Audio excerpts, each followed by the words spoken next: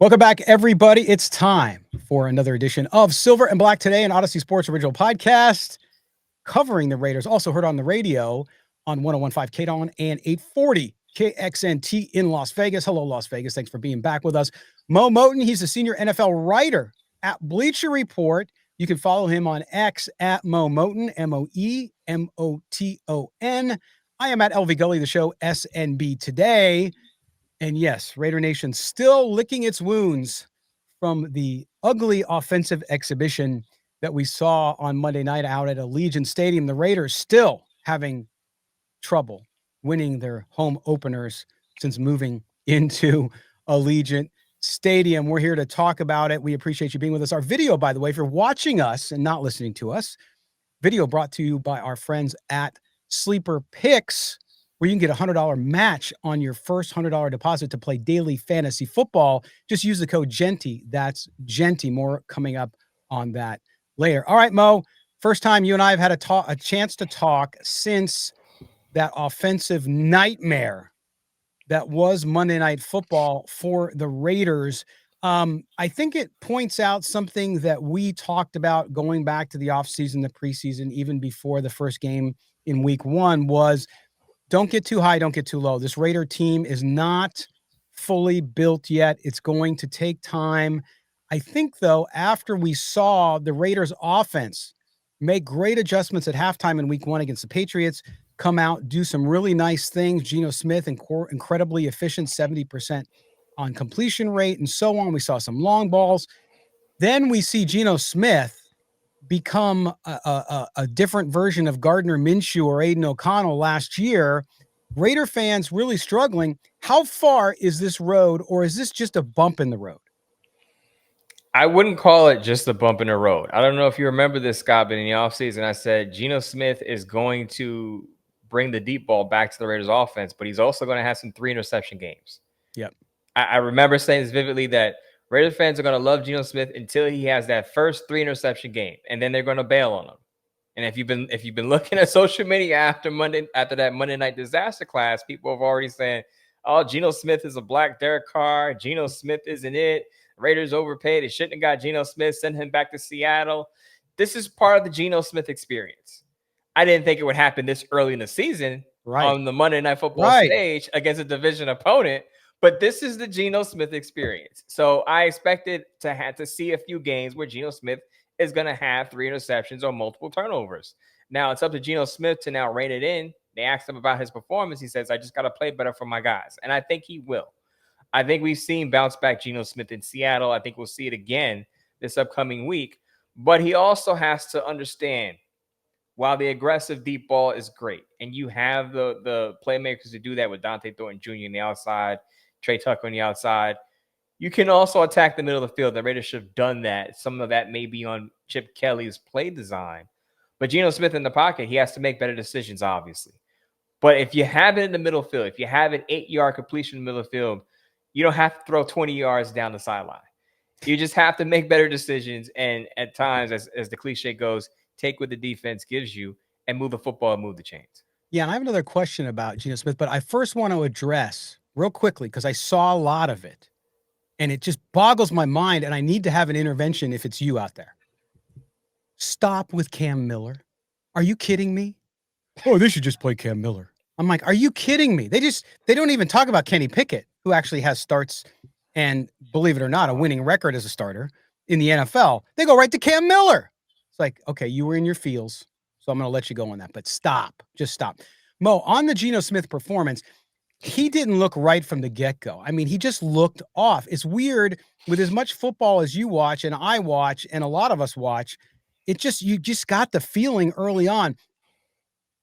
High throws, trying to force the ball into really small windows, even for a good quarterback like Geno Smith, not smart football, because you run the risk of turning the ball over, or you don't put the ball in a position to where your receiver is going to have a good chance of taking the reception.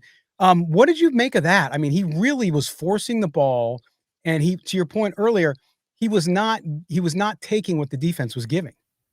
He had several bad throws. He's definitely forcing it. Pete Carroll talked about that in the post-game press conference, but the offense just seemed discombobulated from the jump. The first play of the game, First pass of the game, first offensive play of the game, interception to Dan Henley, who comes in to the game with an illness. So I didn't even get settled in with my nachos and my drink yet. And the Raiders turned the ball over before I can even get settled in and get comfortable on my couch. So I was like, okay, let me get comfortable here because this could be a long game. And I was hoping that they would snap out of it. They didn't, and it was just a lot wrong. It wasn't just Geno Smith. I felt like the play calling left a lot to be desired, as I've complained about over the past few days. They should have attacked the middle of the field a lot more with one linebacker out and one linebacker dealing with an illness. And then you have the offensive line issues. You know, I hate to single out one guy because the offensive line as a unit didn't play well. Jordan Meredith had issues with the snaps. The pressures were coming in. But Dylan Parham, 2 offensive holding penalties. One set the Raiders back to 20 yards away from the first down, and one set them back to 3rd and 16. Dylan Parham has had a rough 2 weeks. I don't know what you do at the guard position because Jackson Powers-Johnson has a concussion. Pete Carroll says he's going to be back. Do you bench Dylan Parham and you keep Alex Kappa, who also struggled on last Monday night? The Raiders' guard play has been bad. Has been terrible. Bad as inventory. It's been really terrible. Bad. So they kind of have to figure out if they want to run the ball. I think we want them to. They got to figure out what to do with their guards. And does Jordan Meredith bounce back at center? Right. And I think Dylan Parham has, and like you said, both sides of the guard, including Jackson Powers-Johnson, by the way. People are like, oh, if JPJ was in there, they would have. I don't know. He struggled too. So now if you're the Raiders, you're faced with, do you take one of those guys and move him to the left side and take Parham out and still have 2 struggling guards and see, because one's a veteran in Kappa and the other is Jackson Powers-Johnson, do you try to maybe work with those 2 guys? They don't have good options right now. And I saw a lot of fans criticizing the Raiders for not addressing the offensive line issues during the offseason. A lot of people, well, they have the money. It's not just about money. It's about who's available, by the way. Yes, a lot of people, why did you draft Jeanty instead of taking an offensive lineman? It's a fair question, but I think that in the long term, you'll see Jeanty was worth it, even if you put one step ahead of the other, when a lot of times you would put that offensive lineman as a bigger priority. But Mo, we have said going back to the offseason, and I know it's not that we're that brilliant. Anybody who covers the Raiders have been saying the same thing, which is this offensive line is the biggest question mark, along with the defensive backfield on this team. And it will continue to be that all season long. There's no magic bullet. You can go back and say, they should have drafted this guy. They should have drafted that guy. It doesn't matter. Even if you had one better offensive lineman, you still have problems at 2, sometimes 3 spots. Right. And I think we can even expand this discussion about the offensive line and go to the question that I had during the offseason, which is Brendan Carroll. Is Brendan Carroll good enough to have this crucial, critical job? And I know some people push back on me and say, oh, it's unfair to question. Oh, you're only questioning because he's Pete Carroll's son. It's a fair question. I mean, on the NFL level, he's never been a primary offensive line coach. He was the assistant in Seattle. Right. Now, he coached the offensive line at Arizona and Washington, but the NFL is a different beast. And as I said during the offseason, the Raiders' offensive line needed a lot of development. Jackson Powers-Johnson is only in his 2nd season. So is DJ Glaze, 2nd season. Jordan Meredith transitioning positions. A lot of development needs to be had there, and you needed a trusted offensive line coach, and I don't think they have that. I look at him the same way I look at Luke Getsy, where he has some experience at his position, but there's a lot to prove. And at first 2 weeks of the season, it doesn't look good for that offensive line. Now, some of that is on the players. The players play, coaches coach. But you also have to put it on the coach. Now, I know they have Joe Philbin on the staff, and Murphy's going to be yelling at me. That Brendan Carroll is not doing it, doesn't have to do it on his own. He has an experienced O-line coach in Joe Philbin.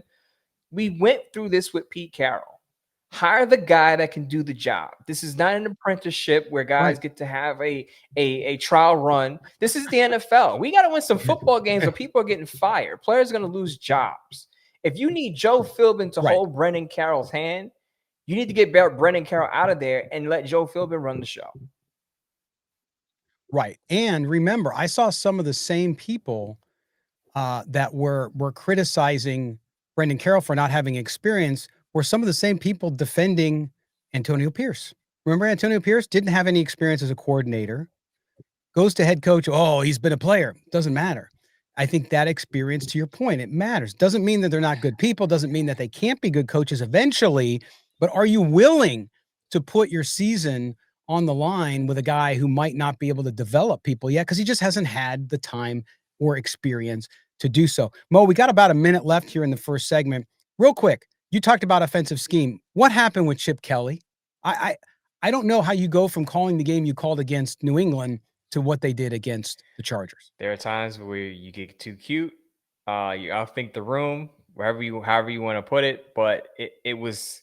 I really quick. I had this post on Twitter recently. I said sometimes the smart coaches make football harder than it has to be, and I think Chip Kelly's play clone is an example of that. As I said, there were some times where they could have attacked the middle of the field and run the ball and done the simple thing. They went out, they throw the ball over the field, and this is what you get: a disaster class on Monday Night Football offensively. Yeah, it'll be interesting to see how he bounces back too, and what we see in the offense, i.e., get the ball to Ashton Jeanty if he's blocking, and see if Brock Bowers, another big question mark. All right, we're going to take our first break. When we come back, we have a guest with us, Grant Paulsen from the Take the Command podcast here on Odyssey, also a daily host on 106.7 The Fan in DC, of course, another Odyssey station. We're going to talk Commanders football. What are the Raiders facing as they line up in Washington, D.C. on Sunday? You're listening to Silver and Black today with Mo and Scott. We're coming back right after this.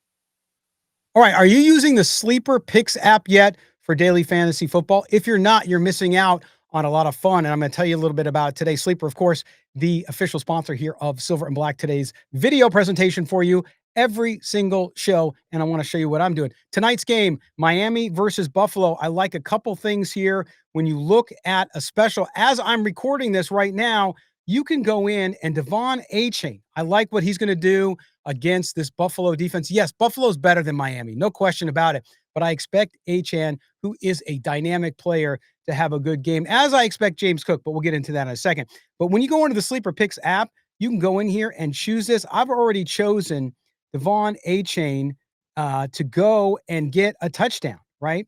So if you go in here, all you do is go to the player, and this is what's great about this daily fantasy football. I'll tell you how you get your special $100 deposit match. But right now they have a lot. Achane does a lot of catching out of the backfield, and so they have him at the plus 25 yards. I'm taking that one here, as well as going back and showing you that I'm also taking him on that rushing yard. There's a special right now on this one. Over a half rushing yard? Are you kidding me? You got to do that as well. So I got Achane with those two, plus 25 plus receiving yards and over a half yard rushing. And then James Cook, 68 and a half yards. Yes, sir. I'll take that one.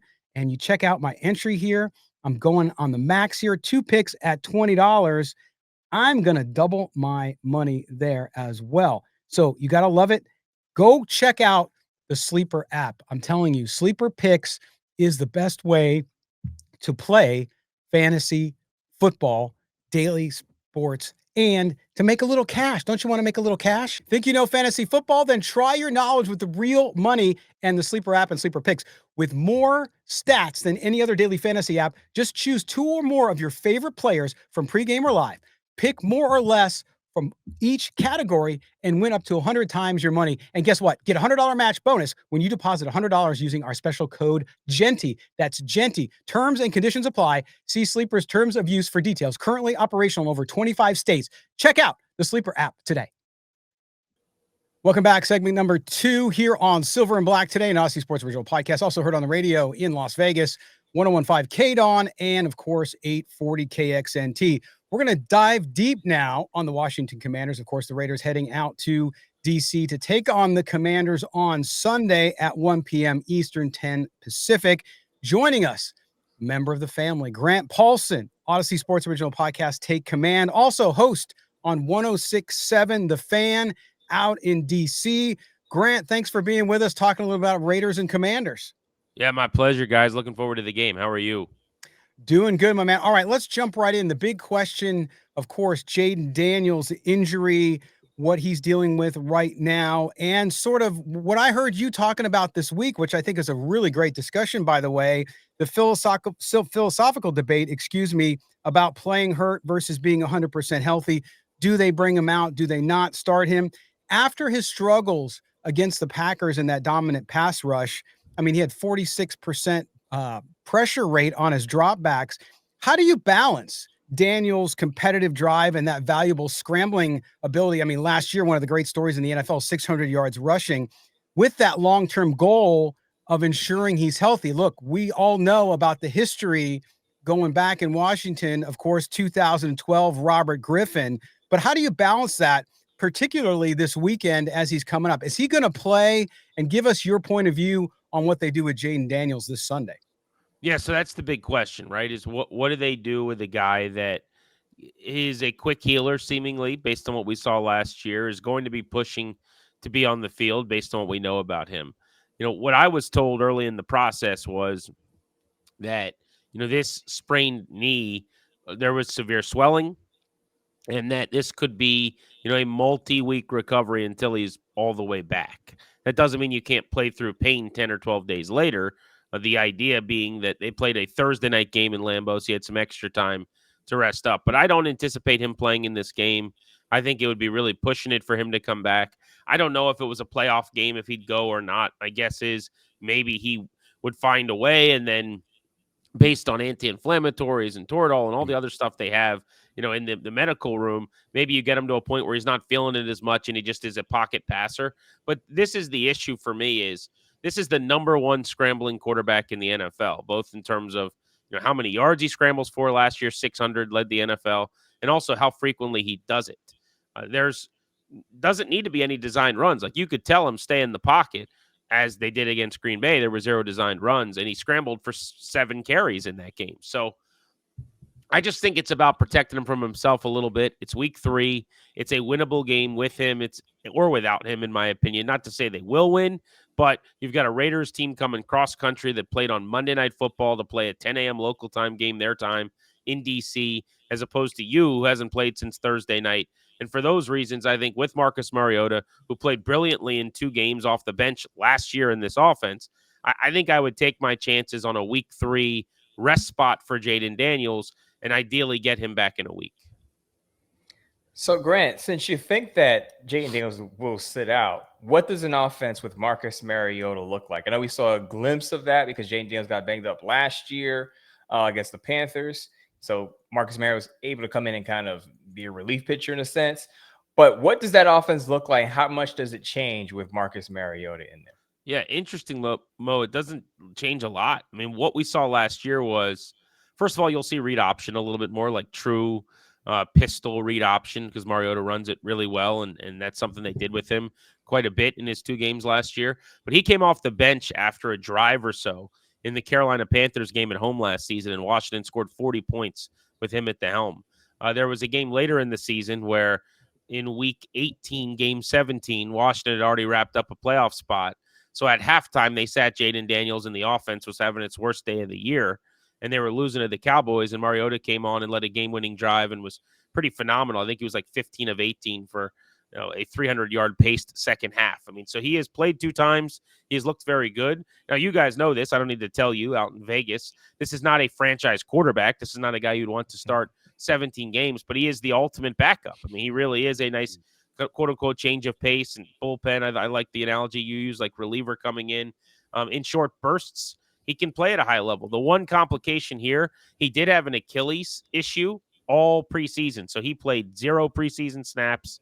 He practiced very little over the final 3 weeks of training camp with just an Achilles as the listed injury. And we found out it was, basically tendonitis essentially. So that gives you a little bit of pause, but I think they think he's perfectly fine based on, they did not dress a third quarterback in the first couple of games. They had that player deactivated. So that tells me they're not overly worried about the Achilles, but he has not had a lot of time on the grass. So if he comes out there a little rusty or not sharp, that would not surprise me at all.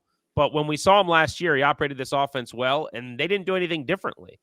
He's a worse version of Daniels in a lot of ways, but it's the same kind of thing. It's a mobile, athletic, dual threat who can make a lot of the throws that they need short and intermediate. If you lose anything, maybe it's the deep ball, which Daniels excels at, but they haven't had that club in the bag in the first 2 weeks of this season anyway, based both on pass protection issues against the Packers and Daniels struggling with some accuracy in week 1.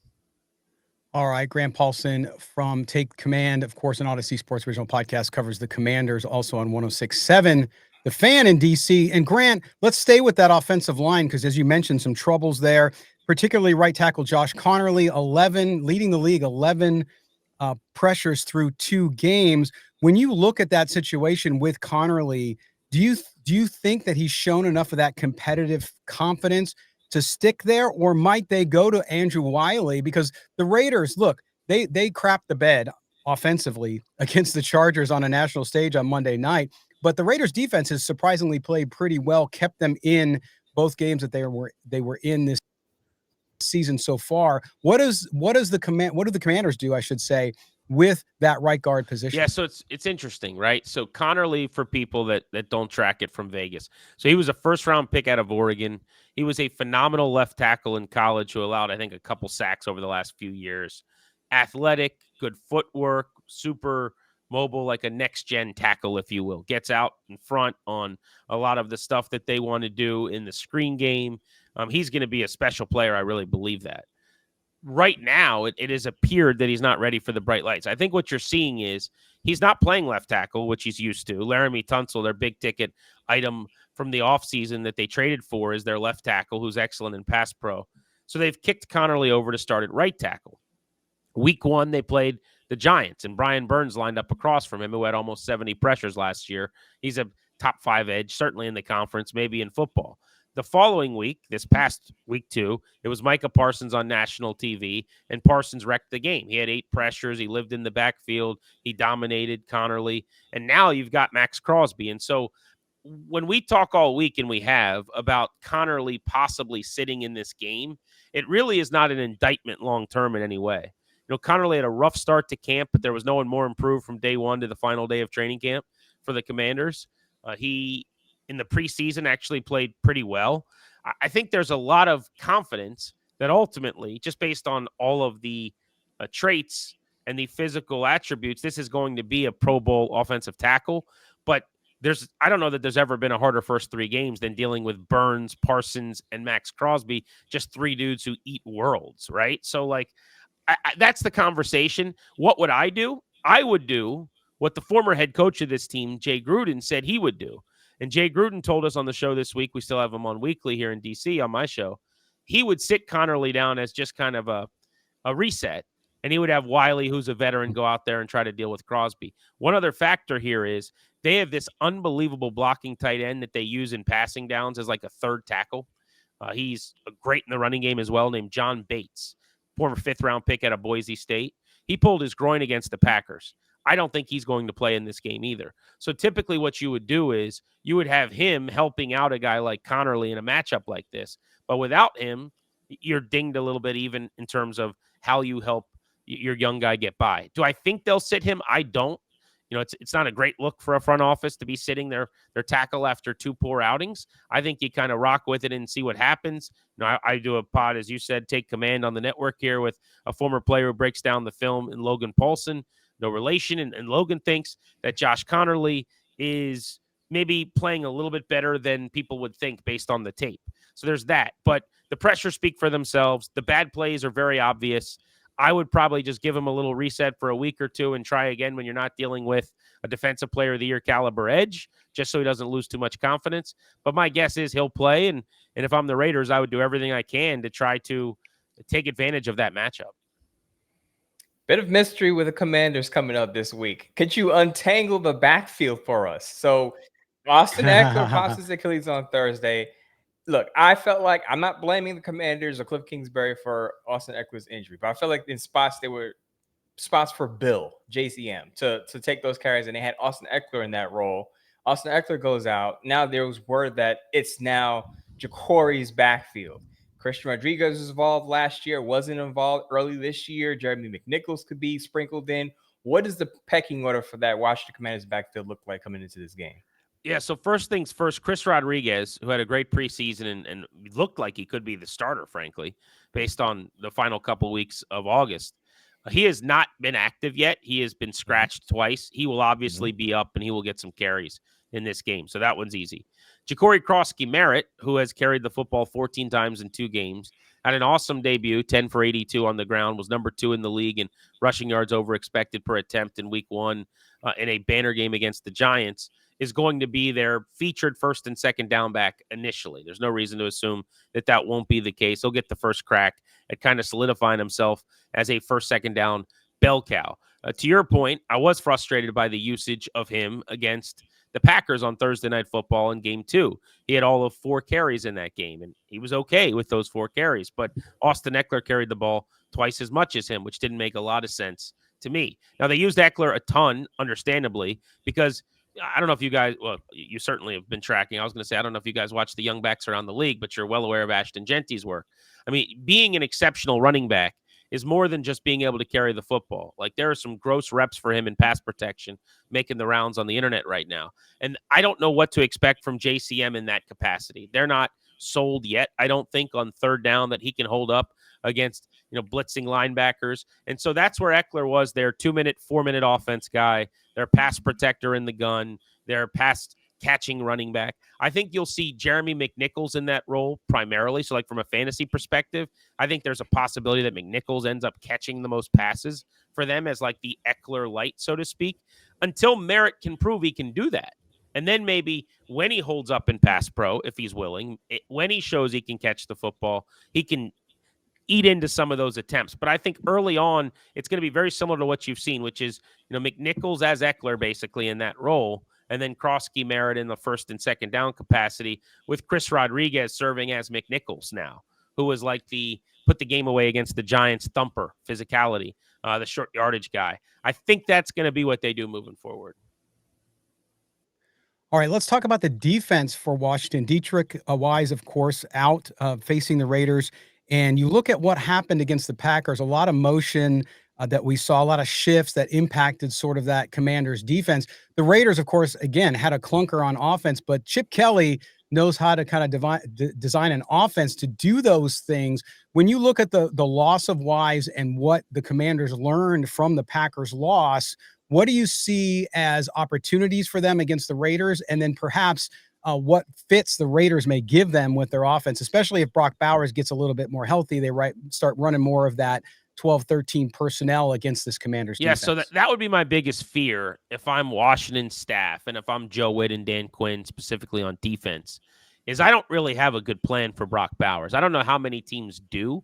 He finished last year, as you guys know, with the third highest catch total in the history of the league at the tight end position in the season.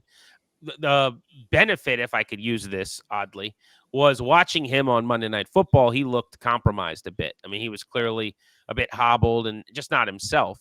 So by Sunday, is he going to be all the way back? I'm not sure. But that's a bad matchup for them. I think it's a bad matchup for 25 teams or whatever, but it's a real bad matchup for them. You saw Tucker Kraft go ham sandwich. I mean, he had well over 100 yards. He had a catch and run on a busted play in the seam that went for 60 basically. So I think they're going to scuffle with tight ends a little bit because the linebacking position, while a strength for them in some ways, Bobby Wagner coming downhill doesn't miss tackles. Frankie Louvu is one of the better edge rushing linebackers off the ball that gets brought down on third and fourth down.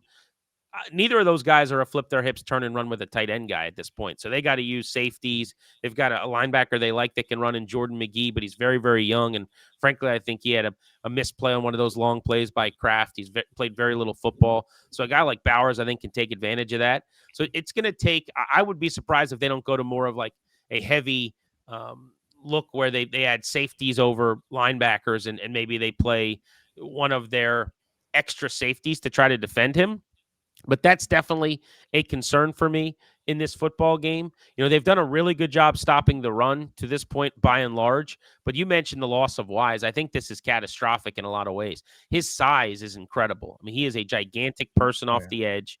He does not any longer really have a whole lot of get off or twitch or burst in terms of being a pass rusher.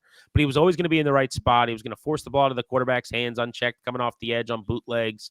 And he was going to be very, very helpful against the run, which was their offseason priority, going out and getting him and bringing in the size of Eddie Goldman, who's a smart car, and Javon Kinlaw, who's an SUV. And they just parked those guys right in the middle of the formation. And it has been effective so far. But I do think the Wise loss is significant. I will tell you guys, they did bring in today Preston Smith, their former defensive end they drafted in the second round, who played in Green Bay and in Pittsburgh minimally. He's a big guy off the edge. I would imagine initially they're just hoping for him to help stop the run, set the edge, and anything they get from him as a pass rusher, as a guy who had 8 sacks just a couple of years ago in the first few weeks, would be a bonus. But if I was the Raiders, I'd want to test them right away because they're going to elevate a former 7th-round pick a couple seasons ago to probably get a lot of reps in the first quarter of this game against the run. And I'd want to see without Wise just how well they hold up on some outside zone and some stuff off tackle. So, Grant, Raiders having some of the same issues and questions you talked about. Can their rookie running back block well and hold up a pass pro? That's a big question with Ashton Jeanty this week for Raiders Twitter and Raiders social media. Then you got Geno Smith. He's taken 7 sacks in 2 games. So the Raiders having some issues with their offensive line. Who is the player on that defensive line? You talked a lot about stopping the run. Who is the player on that defensive line that can put pressure on Geno Smith in that Raiders offensive line? Who could step up? I know Dorrance Armstrong Jr. came over with Dan Quinn from Dallas. You added Von Miller. You talked about Preston Smith this morning. Deron Payne had a great season maybe in 2022 with 11.5 sacks, but the sack total hasn't been there recently. Who is that one player that the Raiders need to watch out for on that defensive line, the pass rush? Yeah, Armstrong's playing the best right now, for sure. Had a sack against the Packers, got into the backfield for a sack in week 1 as well. He had 9 pressures, I'm pretty sure it was, against the Giants to start the season. I mean, he really had an active game. He finished last year brilliantly as well down the stretch and in the playoffs. He was getting at least a sack in each of their 3 playoff games. So he's a guy to monitor. He's not a premium pass rusher, though. And I'm not talking about on the level of like Myles Garrett, Micah Parsons, Max Crosby. I just mean even, that next tier down of like, your 10, 12 sack guys. I wouldn't necessarily put him there. I think he's more of a 7.5 to 9 sack guy who could have more than that if, some things go his way. But there's not like a scary edge on this team. He's certainly the guy to account for right now. Von Miller's been very, very quiet so far, I will say. But, last year, statistically, he was super effective still. He had the fastest get-off, believe it or not, at 35 years old off the edge in the league. The stats, both via NGS, Next Gen and the PFF and ESPN Analytics, all that stuff, had him top 10 in pass rush win rate. So Washington's convinced if they could get a lead late in the game and he could come in there as a closer, which is kind of how they want to use him in the 3rd, 4th quarter, especially with ball-holding quarterbacks, which Gino certainly was this past week. They think Von Miller's pursuit's going to get home. So that's a name still to familiarize yourselves with. I know you guys know he haunted you for a long time in Denver. It's a different version of him now. But he's going to be on the field this week, and they need more out of him. But you mentioned Payne. I mean, I do believe a lot of this has to come from the interior, the way they're built. Like Kinlaw is not necessarily going to be a pass rushing presence, but he can collapse the pocket by pushing people upfield. Payne had a huge game against the Giants as a pass rusher. You mentioned when it was time to get paid a few years ago and he balled out, double-digit sacks. It's kind of a contract year for him again, so we've been joking that contract year Deron Payne is back for Washington. So he's a guy to track. But that is kind of the underbelly of this defense, if you ask me. It was my biggest concern coming in. It's very, very early, but they played 2 games, and in one of them against the Packers, they got next to no pass rush. They hit Jordan Love 3 times, I'm pretty sure, on Thursday night. 2 of them were sacks. One of them he gave himself up deep in the backfield. But there was only one other play where they got to Jordan Love for a pressure where he wasn't sacked, where they were able to hit him. Yeah, good stuff, Grant. It's going to be an interesting matchup. These 2 teams both looking to bounce back. We certainly appreciate the insight. Grant Paulsen, the Take Command podcast here on the Odyssey Network, also 106.7 The Fan in DC. Thanks for being with us, man. Enjoy the game on Sunday. Yeah, my pleasure. You guys too. Should be fun. All right, we're going to step aside here on Silver and Black today. We'll be back right after this break. Don't go anywhere. Welcome back, home stretch here on Silver and Black today. Odyssey Sports Original podcast, also on the radio, 101.5 KDON and 840 KXNT. Don't forget to subscribe wherever you get your audio, rate, and review. We appreciate it as well. Video brought to you by our good friends over at Sleeper Picks. Okay, Mo, great insight there from Grant Paulsen, the Take Command podcast here on Odyssey, as well as 106.7 The Fan in DC. And boy, there's a lot of similarities. We were talking in between during the break, a lot of similarities. The Raiders don't quite know what to look for in this Commanders team. A lot of questions on their side. Of course, we talked earlier in the show, a lot of the questions on the Raiders side, but this is what makes this, I think, a really fascinating matchup coming up at 1 p.m. Eastern on Sunday. Yeah, as I mentioned with Grant, a lot of the same questions offensively for the Commanders, the Raiders also have especially with the offensive line, the blocking scheme. So the Commanders know more what they're going to get than the Raiders know what they're going to get. We'll see what happens with Jayden Daniels' status. But as far as the offensive line, what is their offensive line going to look like? Can Max Crosby exploit that matchup? And I think it's a very favorable one that the Raiders defense can really shut down the Commanders and maybe hold them to 20 points as they did the Chargers, and hopefully their offense holds up their end of the bargain this time. Well, and that's about Dietrich Wise on the defensive side and the Raiders really need a get well game up front, right? We've seen through 2 games the struggles up front on the offensive line, the inability to get the run game going as much as they'd like to, and of course the pass protection. So now you look at the Commanders banged up front, and so this is the opportunity for the Raiders, and whatever that offensive line is going to look like as we get closer to the game and understand who's healthy, who's not, who's playing where, is to be able to come out there, take advantage. I mean, because that's the NFL, right? There's attrition. And no matter where the Raiders are in their development up front on the offensive line, you're going against the opponent who's got some issues with injury and missing one of their top guys. This is where you got to take advantage of that. This is where you have to take advantage of it. But, Dan Quinn, experienced head coach, experienced staff, they're going to work on covering up some of their weaknesses, as the Raiders are too. But you wonder, other than Max Crosby, and this is something that I talked about in the offseason, other than Max Crosby, who's going to be able to apply some pressure? Pete Carroll did say that he wanted to see Tyree Wilson get more than 14 snaps. Tyree Wilson had a pretty good season opener. So I would assume that we're going to see more of Tyree Wilson with a mix of the other guys on the interior trying to get to Jayden Daniels or Marcus Mariota, whoever it is. But they're going to have a tough task tracking down the Washington Commanders' athletic starting quarterback. And you bring up Tyree Wilson. I know we talked about it in the first segment with a recap of the game last Monday, but Tyree Wilson, I had a lot of people DMing me about, oh, he disappeared again. But to your point, the lack of snaps, it went way down. And so you have to wonder how that changes against Washington. But Mo, we look at this game coming up, and to me, when I did the pregame show for the Monday night game, I went through kind of keys for the Raiders in that game against the Chargers. And I don't think they've changed. I think it comes back to Geno Smith being efficient, right, with the offense. It also comes back to getting those big chunk plays, which they were not able to do against the Chargers. And you have Brock Bowers, the question mark on how available will he be? Clearly, he was hobbled. There was no question. And of course, there was a couple open wide passes to Brock Bowers that were just boffed by Geno Smith, high throws and whatnot. When you look at the offensive approach here, we talked a lot about what Chip Kelly was doing. It's still a question mark, like what happened in that Charger game. Now, going into this Washington game, I don't see much of a different approach. I think that this defense in Washington, much like the Chargers defense, pretty quick. It's going to give you fits. It's going to challenge you. Here's something that has to change right away. They got to run the ball more. They have absolutely. Even if you don't trust Ashton Jeanty in pass protection, you have to give him the football. No reason why he only should have had he only had 11 carries, and the game wasn't out of hand. It wasn't like the Chargers dropped 52 on the Raiders and they had to pass the ball game. Pete Carroll mentioned in the press conference that they were too aggressive in the run game and they weren't patient enough. The old saying in the NFL, take what the defense gives you. Mm-hmm. It's a cliche that's used often too much, but it's a cliche that they should have drilled into Geno Smith during the game on Monday. Take what the defense gives you. I love the deep ball. Raiders fans love the deep ball. We all do. But if the defense is opening up the middle of the field and you have one starting linebacker, Dylan Parham, who was out with an injury, Dan Henley came into the game with the flu or an illness, attack the middle of the field. I understand Brock Bowers is not 100%, but you got Michael Mayer. You can run some crossers with wide receivers. You can also throw to the running back out of the backfield, which they did. But you have to also establish the run and balance the offense so that Geno Smith doesn't go crazy throwing 45 passes a game.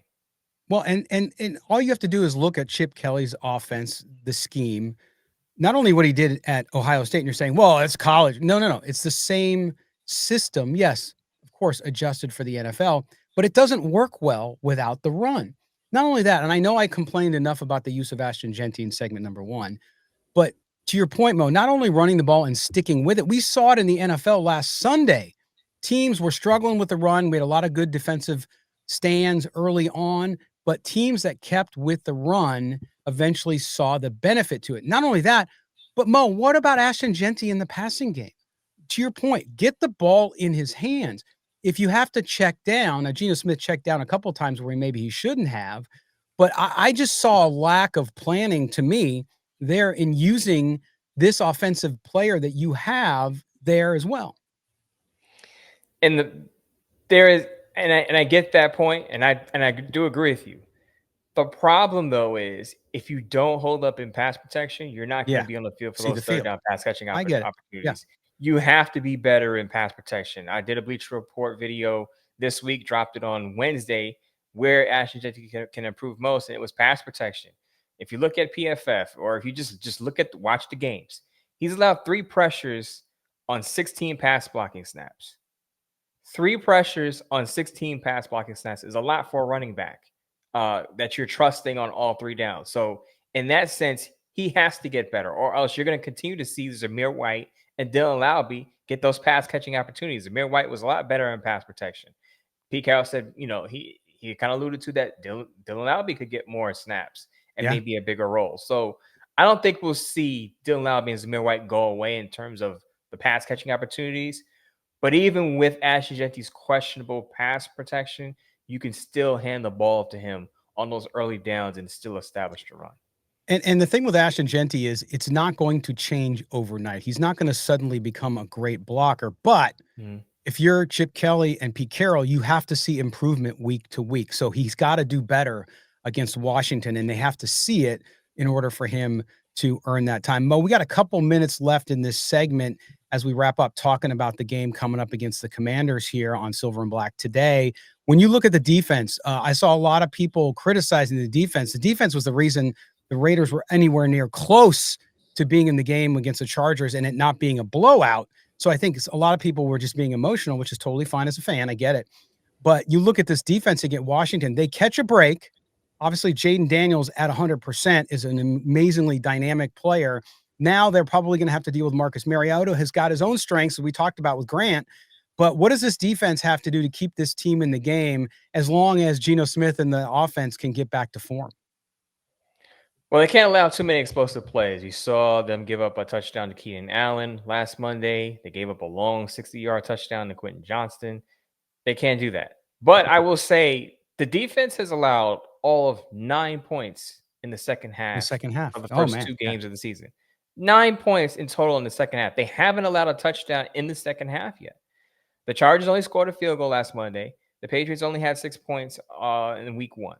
So what I say is the defense, I don't want to see the explosive plays, obviously, but if the defense is playing like it's played for the first 2 weeks, all the offense has to do is hold up its end of the bargain, which it did not do on Monday Night Football. But if they're able to hold the Commanders to 20 points, you should be able to get to 21 at least, right? With Geno Smith, veteran quarterback, Chip Kelly calling the plays, Ashton Jeanty running the football, Brock Bowers, even at less than 100%. You still have Jacoby Myers. You still have Michael Mayer I talked about. Trey Tucker, I felt like, was open on a couple of passes, and Geno Smith missed them. Jack Besh, maybe he gets more involved. He's been quiet since the season started. Had basically 1 catch for 20 yards against the Patriots. Vanished, not much going in the last game against the Chargers. But you have the offensive firepower to beat this Commanders team that has a less than 100% Jayden Daniels, a questionable offensive line.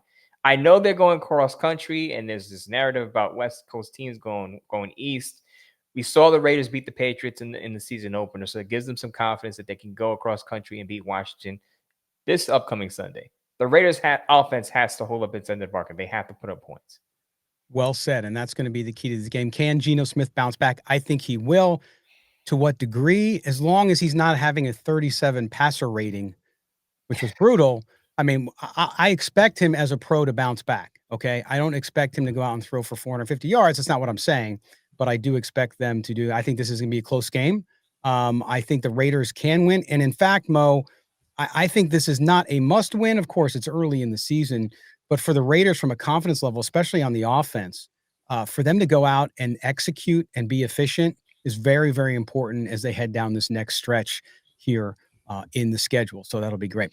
All right, we're going to wrap up this edition of Silver and Black today. We're going to have a 4th segment. an overtime segment, which you can catch over on our podcast feed. So go subscribe to our Odyssey Sports Original Podcast, Silver and Black today, and you'll hear our caller segment coming up if you're listening to us on the radio. That way you get a little extra part of the show. If you're listening to us on the podcast, don't worry. It's coming up right after this break. Mo, we'll get together again after the game on Tuesday and talk about what happened. I expect the Raiders to bounce back here. I think it's important for them to do so. Raider Nation a little antsy, a little panicky about their team after watching them lay an egg on Monday. I think they'll be fine. Again, hampered Jayden Daniels. I think they pull it out and win it in Washington. Absolutely. All right. Don't forget, watch Mo right after the game as well on the Bleacher Report app, where you can get his live segment. So do that right after the game. Also, we will be here live with my buddy Murph from Raiders Fan Radio, recapping the game Sunday afternoon. So make sure you do that. Subscribe wherever you get your audio. And on the video side, of course, your video brought to you by our friends at Sleeper Picks. Good luck with that. Also, don't forget to check in next week. We look forward to doing that for everyone here, including our producer, Mike Robbie at Odyssey. Also, radio on producer is Mark Bonilla. For Moton, I am Scott Gulbransen. We'll talk to you guys next time. All right, going to take this break real quick, tell you about a brand new sponsor here. We're happy to have them on board, and that is Brunt Workwear. I'm telling you what, work boots used to be a choice. Comfort or durability. If they felt good, they fell apart. If they lasted, they destroyed your feet, at least in my experience. Brunt called BS on that. They built boots that are tough, comfortable on day one, and don't need that painful break. And I don't know about you. I wear work boots kind of in my wood shop, right? At the house, I'm building a table for my Ohio State buddy, building him an Ohio State table, an end table. And man, boots, just tough to work in. You usually have to put in a lot of time. The founder, Eric Gerard of Brunt, grew up blue collar. His buddies in the trades, they told him big brands had gone soft. And guess what? More than fashion, they needed function. So he built a brand for real workers. Every Brunt product is named after the guys he grew up with, which is really cool. That's why I like them. And I'm going to show you because guess what? Boots. They sent me boots. Brunt sent me boots. So I want to be clear about that and upfront about that. They sent them to me. And I got this Omen, this black one, right? Now, they have a bunch of different ones. If you go to bruntworkwear.com, you'll see it. But let me tell you something. I put on this Omen, these black with the composite toe. I put them on right away. It feels like I'm wearing a tennis shoe. That's how comfortable this work boot is. And I'm going to look forward to this, wearing this not only shop, but also during the winter time, getting into my truck. It's awesome. And I just got to tell you that they are the most comfortable boot I've ever worn, saying that straight up, straight out of the box. They felt broken in, and they didn't just feel good. They perform. Waterproof. They got that composite safety toe. You pull them on. You can get lace up too, whatever your job calls for. Brunt has it. And you know what? The best thing about it too, and that's why I don't mind endorsing them here, is that they back it up. You wear them to work. If you're not right with them or you don't like them, you send them back. No questions asked. That's confidence. Now, you see my hat, of course. So Brunt doesn't just make footwear. They also offer a full range of high-performance gear built for tough jobs. I'm wearing the hat, but they make heavy-duty work pants, weather-resistant jackets, which I can't wait to wear mine. Brunt designs durable, reliable workwear to keep you protected and productive in any condition, and you look good. Right now, Silver and Black Today listeners get $10 off. Go to bruntworkwear.com and use the code BOWNOWS. That's BOWNOWS at checkout. Brunt was tired of the workwear brands out there cutting corners. You know, that cheap crap made in China. You work too hard to be stuck in uncomfortable boots that don't hold up. So they built something better. And I'm telling you, I'm wearing them. I showed you they are better. They're insanely comfortable and built for any job site. For a limited time, again, our listeners get $10 off at bruntworkwear.com when you use the code BOWNOWS at checkout. Just head to bruntworkwear.com, use the code BOWNOWS, and you're good to go. After you order, they'll ask where you heard it from, and just tell them you heard it here from Silver and Black Today. Check out bruntworkwear.com. Welcome back. Overtime segment number 4, Quattro. Yes, the Quattro. I'm trying to be funny. If I'm not funny, sorry. Been a long week already. But listen up. We're going to get to your phone calls now here on Silver and Black Today, Odyssey Sports Original Podcast. If you don't already subscribe, what's wrong with you? I will come find you. Yes, wherever you get your audio, make sure you subscribe to Silver and Black today. And do us a favor, make sure you rate and review if you're watching us on video. Again, video brought to you by our good friends from Sleeper and Hog Media. Sleeper Picks, baby. Get out there, do that. Have fun. Get that free $100 match on your first $100 deposit to play daily fantasy football. Just use the code GENTY. The code is GENTY. Also, thanks to our audience on the radio, of course, they've now checked out. You can only listen to this segment on the podcast feed, but you can listen to us on Saturday evening at 10 p.m. on KDON 1015, and then Sunday morning at 7 a.m. as you get up getting ready for the action, the football game, especially this week with the Raiders playing at 10 a.m. Pacific time, 1 p.m. on the East Coast, on 840 KXNT as well at 7 a.m. with your eggs and coffee or whatever it is that you eat. Good luck with that. Send me some machaca from the West Coast, please. I miss my Mexican food, Mo. You get good Mexican food in New York. In Ohio, not so much. Yeah, people will debate the Mexican food in New York City, but I'd say it's pretty good. But then again, I didn't, Yeah, there's, I'll let the people of their descent be the judge of that, right? So, but I like it, so that's what I roll with. Well, and it's different regions, right? So on the East Coast, you're going to get more Central Mexican food, which is good too. For those of us who grew up in California, lived in California all the time, we like the Baja Mexican food, at least I do. So the influences are different. It's just like regional food in the United States, whether you're in the South or you're the Northeast or you're the Midwest, you get different types of food. People in the Midwest have very bland palates, except when it comes to maybe pizza and barbecue. But other than that, I mean, I get food here in Ohio and I'm like, this tastes like nothing. And Mexican restaurant here in town, quick story. And I go and I get this food and I'm like, you know, it's not bad, but I said, it's got, nah. He said, oh, my friend, people here don't like that. I said, well, they don't know good food. But anyway, I miss my Mexican food from California. All right, we're going to get to your phone calls now. Raiders, as you can imagine, Mo, we got so many calls. We can't get them all on today. So if you called in and didn't make the cut this time, my apologies. Just keep calling, though.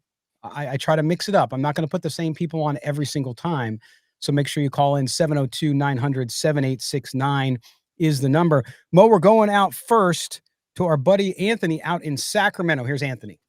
Hey, Scott and Mo. This is Anthony. Kind of a long time listener. I've emailed him a few times, but I'm out of Sacramento, California. This is the post game of the Chargers game, week 2. Man, I think overall, you see the adjustments of the Raiders in the second half as far as defense goes. I feel like they had more than enough opportunities to capitalize, but the offense, obviously, they just couldn't get it done. They kind of put Gino in this box and he was unable to get out of that box, so to speak, right? The short passes weren't really there. Even the long ball obviously wasn't really there at all. I think what they should have leaned on, and I think Coach Carrol probably even talked about it, right, is Ashton Jeanty, getting him the ball. It seemed like in that second half he became to be more confident. He picked his spots, picked his gaps, and he hit them. I think he's progressing, but an unhealthy Brock Bowers obviously wasn't as effective, but he still made some plays in that second half as well. I think we definitely need a receiver, right? We definitely need a receiver. And then that secondary, I don't know. But let me know what you guys think. Thanks for everything, and hope to hear from you guys. All right. There's Anthony in Sacramento. Thanks for the call, man. We appreciate it. Mo, so much to talk about there too. Obviously the defense, we talked earlier, the fact that they only held the Chargers to 3 points. They did their job. Okay. Not always pretty, but they did their job. And that's all you can ask for that defense. We knew this defense wasn't going to be a top 10 defense, right? But can they play well enough and have the offense kind of carry some of that load, which the offense could not do? Ashton Jeanty, man, I got to tell you, and you can call me a stan or whatever you want to call me, but in this world, this social media wackiness that we live in, just insanity, people already giving up on a kid after 2 weeks with the offensive line play being pretty trashy for the most part. It blows my mind. Yes, he's got to become a better blocker. He won't see more time unless he is. That's a fair criticism. But people jumping out and saying you shouldn't have drafted this kid already? Yeah, that's social media. That's Twitter. Because there are people out there already flipping their projections from 11-6 to 6-11 after 2 weeks. I just say we're entering week 3. Let's pump the brakes, take a deep breath, right? But I understand from a fan perspective, you don't want to see your team lay an egg on Monday Night Football in a standalone game against a division rival, nonetheless. So that part stinks, and I'm frustrated too because the Raiders had so many chances to come back and potentially win that football game. Scott, through 2 weeks, the Raiders have allowed the 5th fewest points in the league. So while we say we're not expecting a top 10 defense here, right now, based on the scoring, they're playing like a top 5 defense. The offense just has to come through. Even in the win against the Patriots, they only scored 20 points. If you hold a team to 20 points, you should be able to win a football game. The Raiders, with their offensive personnel, even with a less than 100% Brock Bowers, should be able to put 21 on the board. They didn't even score a touchdown. Yeah. They settle for field goals. I will say, the most frustrating drive for me was a drive where the Raiders went 19 plays for 62 yards and settled for 3 points. It was the epitome of their offensive performance where missed opportunities, inefficiency. And that's what drove me nuts too, Mo. And I know fans were the same way. I mean, I was literally like coming out of my seat, which was, why is there no urgency? Why was there that drive? Like, what are you waiting for? I'm not saying you take risky plays. They had to go score points. They had to score 6, and they only got 3. But the fact that that's where I went back to Chip. I just don't know what the hell was going on. It was just a weird thing, but I understand because I think that's what was so frustrating for fans too, Mo, was the fact that what this fan base never expected was the offense to struggle. Yeah, you struggle from drive to drive. That happens in any football game. But what you didn't expect was on a national stage against one of your rivals in division to look like such garbage. And they did. So I understand the shock there. All right, we're going out to Show Me State. Hey, Scott and Mo, this is Dominique from the Show Me State. Just got a couple things from the game Monday night. The first thing, Geno Smith had 15 interceptions last year. He's well on his way to 20, at least 20 this year. He was absolutely awful. I don't know what he was seeing out there, but he was terrible. Another thing, why is Max in coverage so much? He's your best pass rusher, and I'm seeing him in coverage way too much. Please explain why that is to me. Also, why did we abandon the run so early in the game? I mean, we came out passing, of course, the first play we threw interception, but why are we passing so much when we drafted a running back at 6th overall? Speaking of that, what's up with Ashton Jeanty? I know he turned the wrong way early in the game, and then the pass pro is not good. Listen, this is no indictment of Jeanty. I think he'll be good, but this is why I wasn't in favor of drafting a running back 6th overall. We don't have the offensive line to do something like that. Please no more Zamir White at running back or at kick return. It absolutely makes me want to throw up in my mouth when I see him on the field, especially returning kicks. Please put JPJ at center when he's healthy. Please. Once again, we didn't show up in a big primetime game. I don't know, just let me know what you guys think about those things. I'll be listening as always. Thanks a lot. Appreciate you guys. Dominique, a Hall of Fame caller, always. So we appreciate that, man. Couple things here, Mo. Number one, I want to get his first point because you are X's and Mo's. Like that, X's and Mo's. On the X's and O's, first talk about Max Crosby dropping into coverage. And then secondarily, I think when he's talking about Ashton Jeanty with the offensive line, I just have a disagreement. I think you take a player that special when he's there, you might not ever get a chance to do that. But I fully understand his view. A lot of people have the same view. But the game gets fast, man, when you're a rookie. And so he's learning, turning the wrong way, the playbook, the blocking, as we talked about earlier. So talk about Max first and then talk about Jeanty and his tutelage to get to be a pro. First off, I'll say I agree with Dominique. You want your best pass rusher rushing the passer. That's what you're paying for, right? But I guess there's the counter argument to that is if Max is getting doubled on most of those plays, him dropping in the coverage will draw that double team out, and it allows other players to make plays on the quarterback. That is the only real justification for dropping Max in the coverage, is he draws so much attention that you can draw that attention away from the pocket, and it'll allow your other guys to come in and attack the quarterback. As far as Ashton Jeanty is concerned, we talked about this quite a bit. They have to balance the offense. If you're going to draft him 6th overall, he should have more than 11 carries in a game that was relatively close, even while your offense was crap in the bed. The other thing here is, the Raider fans are probably saying the Raiders made a mistake because Armand Membu, even though the Jets are 0-2, Armand Membu playing pretty well for the Jets at right tackle. So I think some Raider fans are looking over at the other options saying, well, that guy's playing well and our guy is kind of okay, underwhelming. We should have drafted that guy. Again, I would say be patient with it.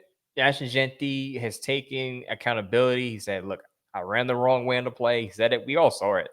He ran the wrong way on the play. He's struggling in pass protection. He said he could be better in the run game. There are things that he's going to have to get a lot better at going forward. And I think he will. Does he have to be the best pass blocker in the world? Absolutely not. He just has to be, he has to be decent. Don't get your quarterback hit. Don't get your quarterback mauled in the pocket. Doesn't have to be great, just serviceable in that sense. But I do agree with Dominique when he says that if your offensive line is a work in progress and you draft this star running back out of college, right? You're only going to get but so much out of that star running back if your offensive line is in shambles or is a work in progress. So I was one of those people that said, hey, this is a good running back class. You could still get a pretty good running back and elevate his play with a good offensive line if you fix your offensive line. Ashton Jeanty, you're seeing it. You saw it in that game against Penn State when he was at Boise State. He wasn't that special behind an offensive line that couldn't handle Penn State's defensive front. So why would you copy that in the NFL against bigger bodies and better players? So I'm not regretting I'm not saying the Raiders should regret drafting Ashton Jeanty. But if they had questions about their offensive line, that should be something that they should have considered. And you're not going to get the best out of Ashton Jeanty behind a below average offensive line. No, but even in that Penn State game, Mo, he almost had 100 yards against the best defensive front in the nation with no offensive line. So it shows you, yes, you have to have the offensive line, but he's also a special back that if the Raiders' offensive line was just playing a little bit above average, then maybe they would commit more to the run. But I think you still got to give him the ball. Listen, I said before the Charger game, you have to get the ball in your playmakers' hands. And you said that earlier in the show as well, right? It's like, why are you abandoning the run so early? Even if your offensive line play is not great, get in the ball. You can see at times when he makes things, and other running backs in the league too, make something out of nothing because of their ability. And so you have to stick with that run. So hopefully they do that against Washington. All right, Dominique, thanks for the call. Now we're going back out to the Sonoran Desert in Arizona. Here's Jesse. Hey, what's up, Scott and Mo? This is Jesse from Arizona. Probably won't make it on the show because I'm sure people have been calling since halftime, given how poor of a game we just watched. But man, I knew getting Gino, I knew we were gonna have to live through some scratch my head moments, like throwing into double coverage. But how bad was it today, man? Holy cow! I mean, I feel like every throw. I mean, he's looking to do too much, man.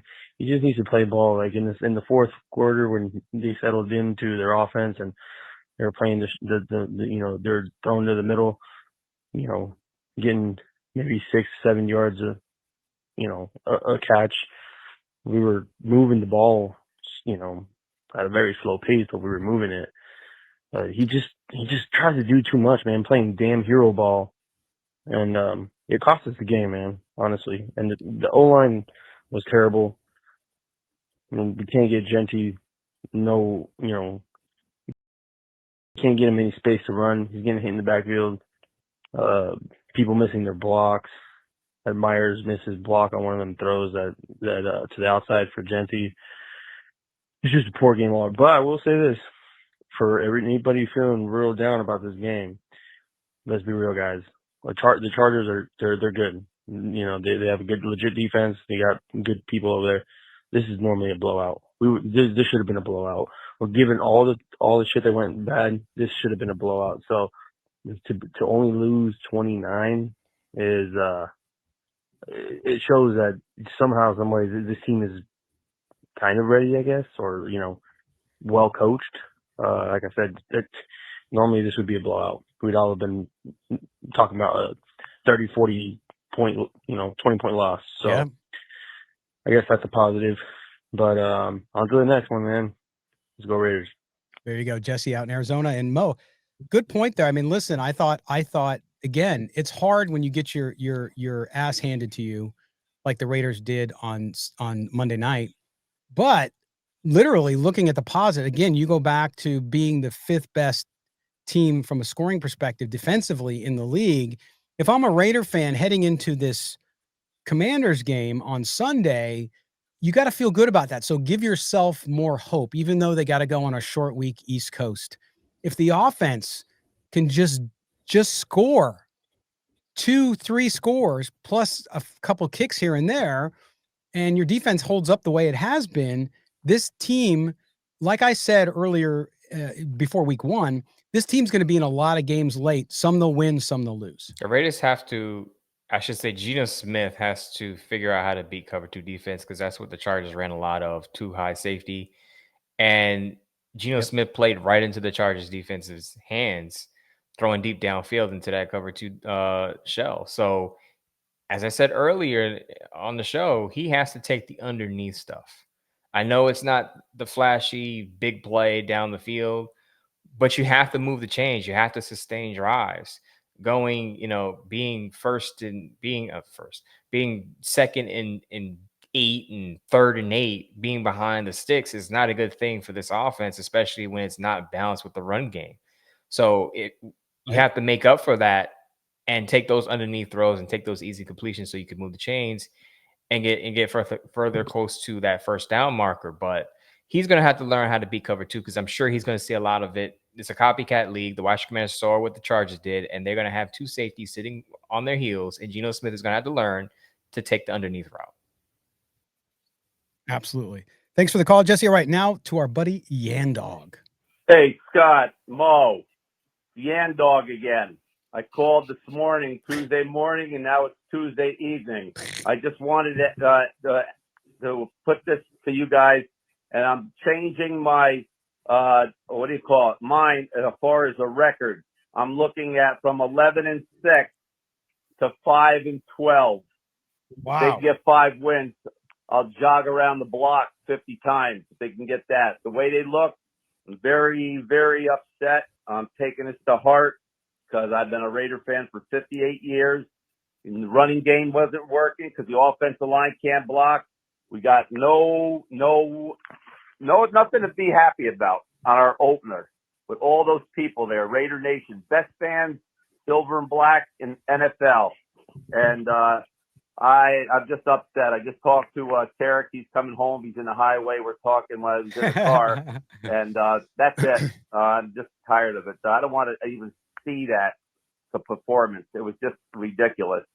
Yandog, over and out. No comment. Bye. Wow. Yandog. That was the shortest Yandog call in the history of the show. Ever. But Yandog, and Mo and I get a lot of heat for being critical here, which is really called objective. But listen, it's one game, and your projection from 11-6 to 5-12. Wow. Mo and I were at 7-8 games, so it doesn't really surprise us. But it's one game, and you do have positive. We just talked about the defense for the whole show. I mean, look, I get it. Disappointing. I'm not asking a fan to feel good about it. Not even close. I get it. But it's not that desperate yet. Now, you go 3 more weeks and you perform like that on offense, okay. Then I would be with you there drinking a beer and watching you cry into your beer. I get it, okay? And by the way, if they beat the 5 wins and you run the 5 times around the block, you have to film it and send it to us and we will play it. Yeah. I get. Give you some encouragement. I understand it from a fan perspective, because I'm frustrated sitting there watching the game with my cold nachos. As I said earlier, I didn't get to settle in with them before they threw an interception. But I get it from Yandog. You're playing your division rival. The whole NFL world is watching your football team after you've bragged about them all off season, and they go and they crap the bed, don't even score a touchdown, settle for a few field goals. And it looks like, as some fans have already said, same old Raiders, get into a big spot, bright lights, new coach, new players, same result. I get the frustration. But as I said, there's a silver lining here. Again, defense has only allowed 9 points in the second half of the first 2 games. So the defense is actually playing a lot better than we expected. Defense is actually exceeding expectations. If Chip Kelly can get out of his own head and try to stop trying to outsmart the room and go for the deep ball, and Geno Smith can settle down, you'll have a balanced football team. And again, he's going to have to learn how to beat the cover 2 defense because he's going to see it again on Sunday. I think they'll make the adjustments. You'll see a lot better offensive performance. Will they finally get over 20 points? We'll find out. The Washington Commanders defense isn't a great defense. It's a mediocre defense. Grant talked about the pass rush being a question mark. But I would say, buckle up. It's going to be a long season. Not in a sense that it's going to be a bad season, but there's 17 games to play. We're entering week 3. Bad loss, but take a deep breath, come back to it, and I think you'll feel a lot better about that prediction, Yan Dog. I'm not saying 11 wins, but I'm sticking with my 7-10 prediction. And Yan Dog, I want you to do me a favor. I want you to get a piece of paper, and on it, I want you to write, when the Raiders win, equal, not too high. When the Raiders lose, equal. Tape that on your mirror in the bathroom. And every Sunday, when you put on your Yan Dog jersey, getting ready for the game, go in there and repeat that to yourself 5 times. It'll help you. I swear it'll help your mental health. All right. Next caller. Here we go. Hey, Mo. Hey, Scott. This is Raider Vengeance calling from the 504 in New Orleans. Waking up the morning after a disappointing loss. Looking at the Raiders meme with the triangles. I get my hopes up. I get disappointed. I start to believe again. I'm in the disappointed corner. Gino was just forcing throws last night. I don't know what he was doing. First play of the game, throwing an interception, ending with 3 on the night. I think, you can look at the tape. He probably could have thrown 5 or more. I know Jeanty saved him from a couple. That's concerning. I don't know what's going on with Gino, but he really was pushing. That's not really like him. Other observation was the offensive line cannot run block. I know Jeanty had a handful of good-looking runs, but for the most part, it was more of the same from last week, just getting blown up immediately, or as soon as he got the ball, he's already having to make a cut to get to escape. The O-line is just, it doesn't matter if you have Jeanty if he can't, get through the line, have holes, have good blocking. Other issue I would like to call out is, Chip Kelly. I know it's just 2 weeks. It's a long season. It's a marathon, not a race, but he is one of the highest paid offensive coordinators in the NFL. My understanding is that he is, making near head coach money. So, I think it's a problem to have your home opener on Monday Night Football, under the lights with a crowd that was really rocking. And you couldn't even score a touchdown. You ate up 11 minutes to kick a field goal. I didn't see any aggression. I didn't see any creativity. I don't know. And the last comment is, on the offense is really we can't do anything with the Brock Bowers not healthy. You could tell just all the juice was gone. The threat was gone. Either way, go Raiders. On to Washington. Y'all have a good day. Bye. All right, my man. Raiders Vengeance. Appreciate it, man. Hey, Mo, listen, I'll get to Chip Kelly in a second, but the point about them being nothing without Brock Bowers, I don't buy that. I think obviously you're better with Brock Bowers clearly at 100% in the lineup because he's so dynamic and they have to account for him. But this was back to the Chip Kelly piece now. This was from a scheme perspective, from a play calling perspective, not a good game. So his point about Chip Kelly is well taken. I don't think it's time to panic. It's only the second game. If we see this 5 weeks in a row, then I got a problem, or 3 weeks in a row, I got a problem. Certainly home opener, all that stuff. Yeah, it was troubling, but I don't care how much money the guy makes. If he bounces back and has a good play call game against Washington and they do well, fine. But I also think even if Brock Bowers was there and 100%, Geno Smith was off as well. So sometimes you have games where things don't align. Yeah, I made this point after the game that it's never one thing or one person as the fault of a disaster class that the Raiders put on them last Monday night. There was failure on multiple levels. Geno Smith forcing the ball when he shouldn't have. Chip Kelly's poor play calling. I mean, teams get a scouting report of the opponent every week. Right. You had to know that Denzel Perriman was out with an injury. You had to know that Dan Henley, though he made some plays, was dealing with an illness. If you watch the broadcast, every time Dan Henley went to the sideline, they were throwing towels on him, dousing him with water. Why not attack the middle of the field when they have those issues in the middle of their defense, and to continually try to attack the outside? It was just mind-boggling to me. And Pete Carroll called it out in the post-game presser. He called it out. If not, it was on Tuesday where he said they were too aggressive. They weren't patient enough. And I think once you settle down into the offense and you start moving the chains and you start getting those first downs, the points will come. The touchdowns will come. I shouldn't say points. The touchdowns will come, because can't be settling for 3 points against playoff caliber teams like the Chargers. You can't do it against the Commanders on Sunday, even with a less than 100% or no Jayden Daniels. They have to put the ball in the end zone, but it starts with A, Geno Smith making better decisions, B, Chip Kelly making better play calls, and C, having a balanced offense with Jeanty more involved. Now, he did have some pretty good runs toward the end of the game, but if you look at his workload at Boise State, a lot of people want to call that a rhythm runner. He was a high-volume ball carrier. Yes. He's not a running back you give the ball to 8 times or, 2 times here, 2 times. You have to continuously feed him the football so he gets that rhythm. Pete Carroll talked about breaking in Ashton Jeanty and helping him through his learning process. The only way he's going to get through that process is if he sees more action and gets the ball more, and they can do that on the ground.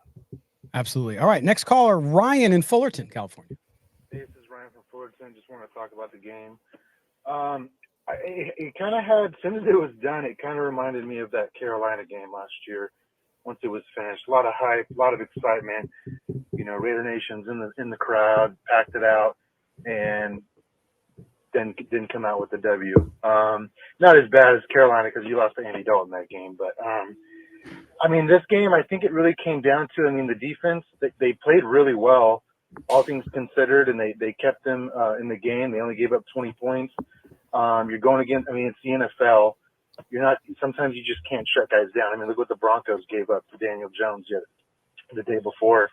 But I think they did. They played well. They did what they had to do to keep their team in the game. The offense just couldn't reward them. I think Gino showed the bad side of Gino. I think he was a little flustered. He was rushing stuff. He obviously wasn't on point with his throws.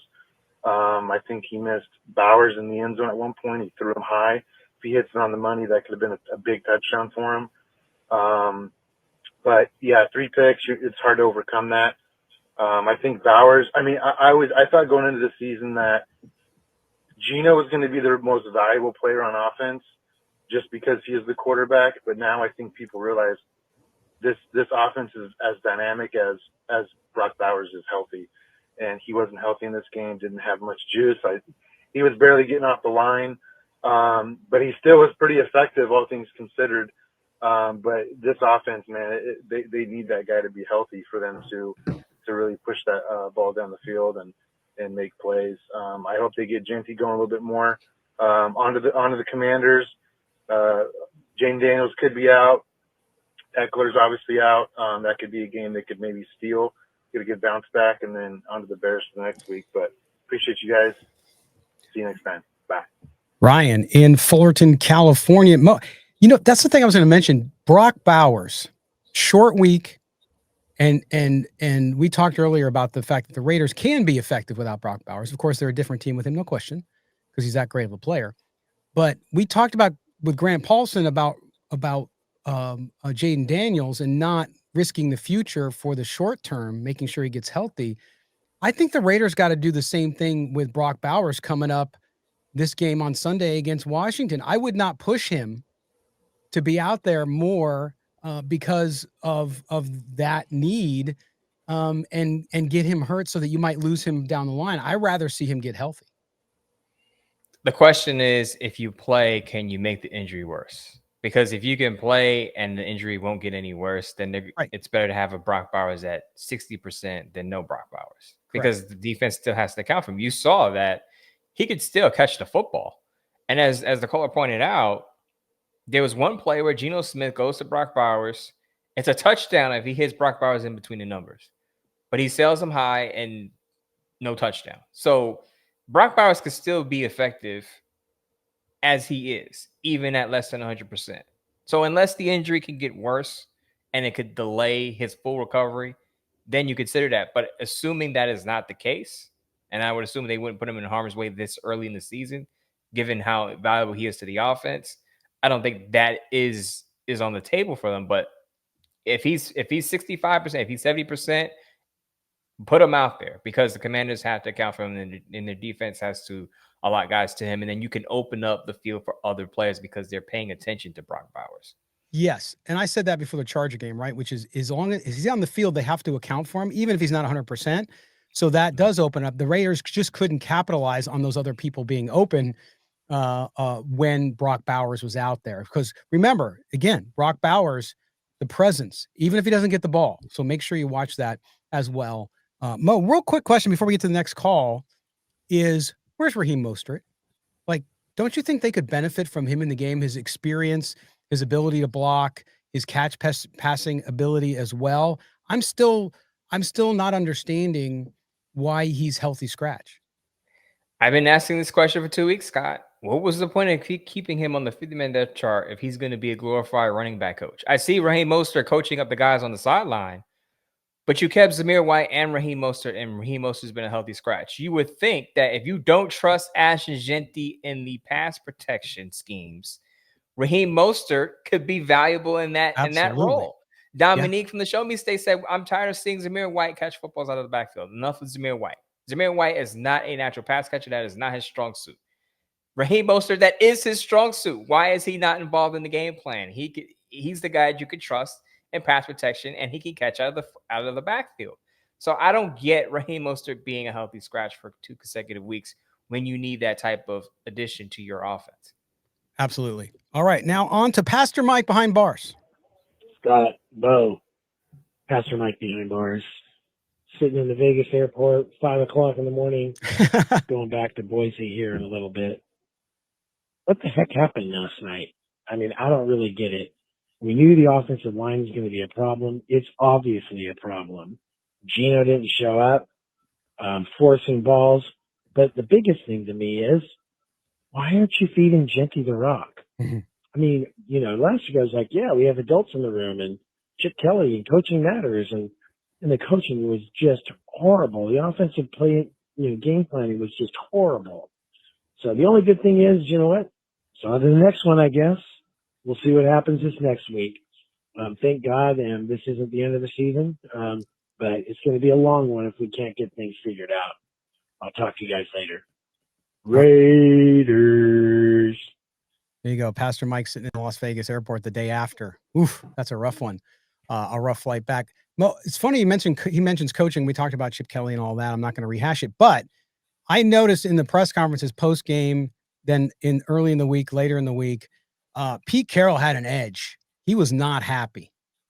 And you could just tell, right? The questioning and his responses, because Pete Carroll is just an upbeat, positive guy. He was not upbeat and positive, which I, as a fan, I would be like, okay, that's good to see the coach is pissed off. But you could tell, couldn't you? Well, he's facing his coaching rival in Jim Harbaugh, and it's on his birthday. So wouldn't you be pissed off if your team laid an egg on your birthday against your rival? Like, yeah, I would be pretty pissed off too. I would probably be more pissed off than he was. So I totally get it. Absolutely. All right, on to Raider Rob.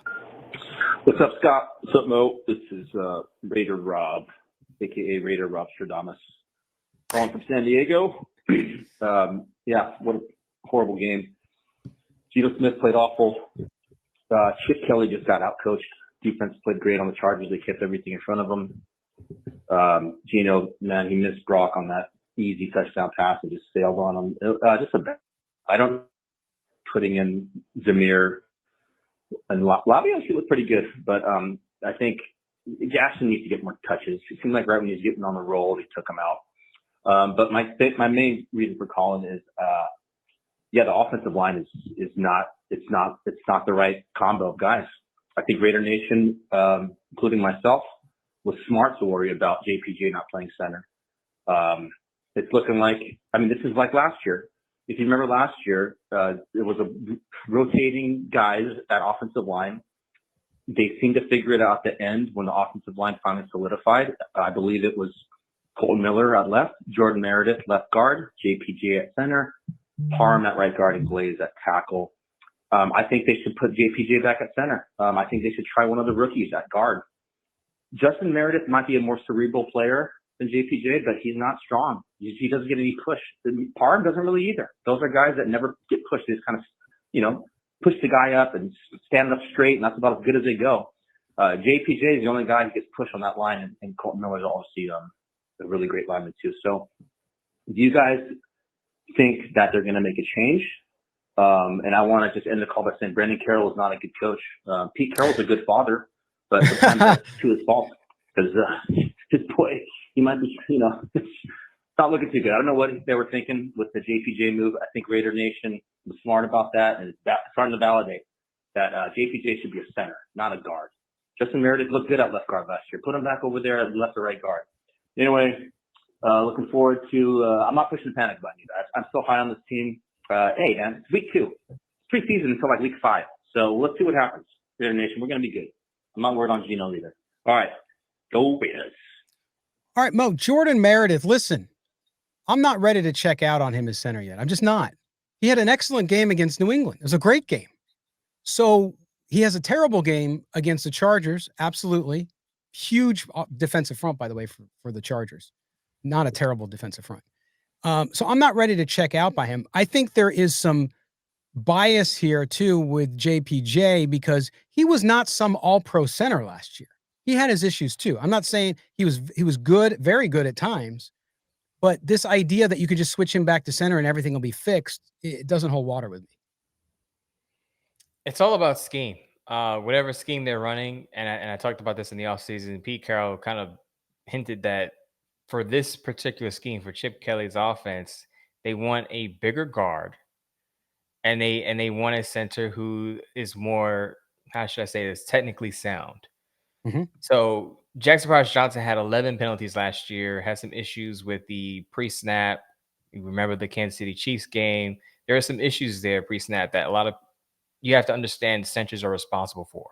Calling out coverages pre-snap and helping the quarterback kind of decipher things before he hikes the ball. And I think that's where Jackson Johnson, or the Raiders, have questions about Jackson Johnson and why they made the switch. Now, if you want to move him to left guard, I'd be fine with that because Jackson Johnson played left guard last year mostly. He did. He played, I think it was one game at right guard, but he was mostly at left guard. That's where most of his experience was outside of center. So most of his snaps, center, left guard. I'm not saying he's playing an entirely new position at right guard, but you can't assume every player can switch sides on the offensive line. Not every left tackle can play right tackle and vice versa. Same with guard. So if the Raiders are going to make a switch, I talked about Dylan Parham struggling for 2 weeks now, struggling badly with penalties, not being able to hold up against twists and stunts. I think of all the offensive linemen potentially being benched, he's in the most danger of losing his starting job based on the performances that he's had. Yeah, well said. All right. Listen, you got a lot more calls and we couldn't get to them. Do not fret. Make sure you continue to call in 702-900-7869, 702-900-7869. Best time to call is after the game, as you could tell, and we'll get those on. I will get everybody on as much as I can. So if you were on this time, next time your chances are going to come down a little bit. But if you called in and didn't get on this time, we'll do our best to either get an extra show in or we will get you on next time. Mo, let everybody know what you got on the way out here this week so we can get them to watch and listen and read. If you have the Bleacher Report app, I have 2 videos up on 1, what the offense can do against the Commanders to improve, and 2, what specifically Ashton Jeanty can do to see more touches. We talked about his pass protection issues on today's show. Of course, Sportsnet, I'll have a piece up on the Raiders and my predictions against the Commanders. If you've been listening, you probably know where I'm leaning in this matchup. And then back here with you, Scott, next week with Silver and Black Today. All right. And do us a favor, make sure you subscribe wherever you get your audio, rate, and review. Also, if you're watching us on video, the video brought to you by our good friends at Sleeper Picks. That's right. Use the code GENTY. GENTY, get a $100 match on your first $100 deposit for daily fantasy picks. Make sure you do that, and you'll have fun for sure. Also, make sure that you join us after the game. Myself and Murph will be live here on this channel with our post-game show, including the Voice of the Fan segment after the Washington Commanders game. So do that. For our producer, Mike Robier, for Moton, I'm Scott Gulbransen. This has been Silver and Black Today. Enjoy the game Sunday, and we'll talk to you afterwards.